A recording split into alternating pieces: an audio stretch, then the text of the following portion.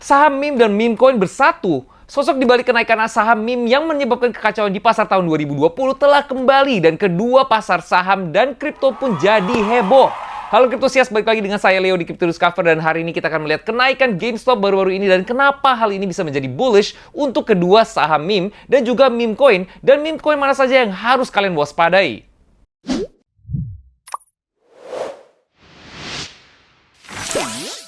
Roaring Kitty, yang juga dikenal sebagai Keith Gill, mulai memposting di Twitter dan YouTube pada tahun 2015 mencari saham dan peluang investasi. Dan di tahun 2019, ia membeli saham GameStop senilai $53.000. Sebuah perusahaan yang terkenal menjual konsol dan game, namun sayangnya mereka menjadi semakin tidak relevan dengan meningkatnya penjualan game online. Namun Roaring Kitty terus bullish dengan GameStop, membuat banyak postingan di Reddit dan di video di YouTube tentang saham tersebut.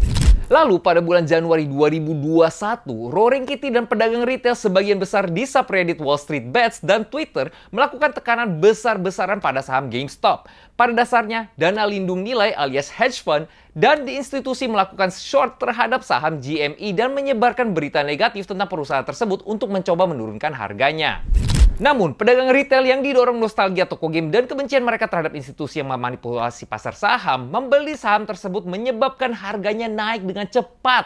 Dan ketika harga meningkat, institusi yang melakukan short pada saham harus menutup posisi shortnya. Kemudian, saat menutup short, mereka sebenarnya membeli kembali saham tersebut, menyebabkan harga semakin tinggi. Dan ini adalah yang disebut short squeeze. Tapi tidak hanya itu saja Kriptosias. GameStop bukan satu-satunya saham yang menjadi sasaran pedagang retail. Karena para pedagang mencari peluang untuk menjalankan strategi short squeeze yang sama pada saham di mana banyak institusi melakukan shorting pada saham tersebut. Saham-saham lama seperti Nokia, BlackBerry, dan AMC, sebuah bioskop, juga mengalami kenaikan harga yang signifikan.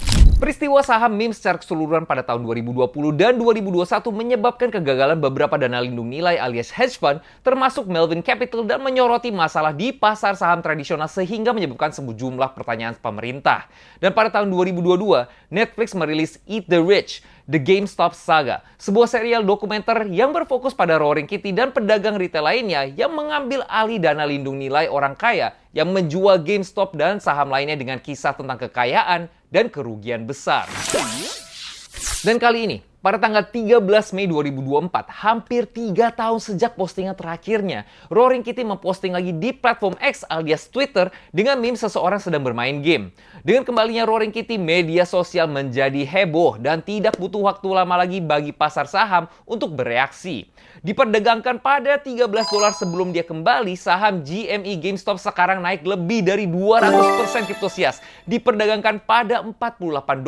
Kemudian AMC juga naik dari $3 menjadi $6.85. Kembalinya Roaring Kitty tidak hanya mempengaruhi pasar saham, dengan kripto meme coin juga meningkat dalam beberapa hari terakhir. PP naik 40%, Floki naik 20%, dan menariknya, Doge dan SHIB awalnya meningkat tetapi kemudian menurun. Hal ini menunjukkan adanya faktor yang menghubungkan pasar saham dan pasar kripto dan juga kekuatan meme. Retail seperti meme coin, kalau mereka kembali dengan cara yang sama seperti di tahun 2021, kemungkinan besar meme coin akan mengungguli mata uang kripto yang lebih tradisional seperti Bitcoin dan Ethereum dalam jangka pendek. Dalam kegilaan meme saham tahun 2021, banyak perdagangan dilakukan di aplikasi perdagangan Robinhood, sebuah aplikasi sederhana bagi pengguna retail untuk membeli dan menjual saham. Dalam beberapa tahun terakhir, Robinhood telah menambahkan lebih banyak aset kripto untuk diperdagangkan. Teorinya adalah bahwa meme coin apapun di Robinhood akan pump, karena ini adalah koin yang paling mudah dibeli oleh pedagang retail. Namun hal ini belum terjadi sejauh ini karena Doge dan SHIB memiliki kinerja yang buruk dibandingkan meme coin baru seperti PP dan Floki. Jadi kita akan terus mengawasi meme coin baru yang terdaftar di Robinhood yang bisa saja menjadi katalis pergerakan harga. Pada saat ini masih belum jelas kenapa Roaring Kitty kembali lagi setelah 3 tahun terdiam atau apa rencananya. Namun apapun itu, hal ini bisa membawa kekacauan dan volatilitas di pasar. Namun untuk saat ini, Roaring Kitty sepertinya memposting video dari berbagai film populer di Twitter saja.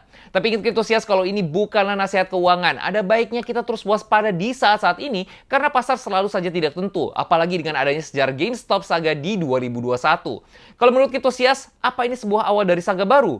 Atau mungkin Roaring Kitty hanya kembali lagi di Twitter untuk mengisi waktu luangnya? Kalian sudah nonton filmnya belum?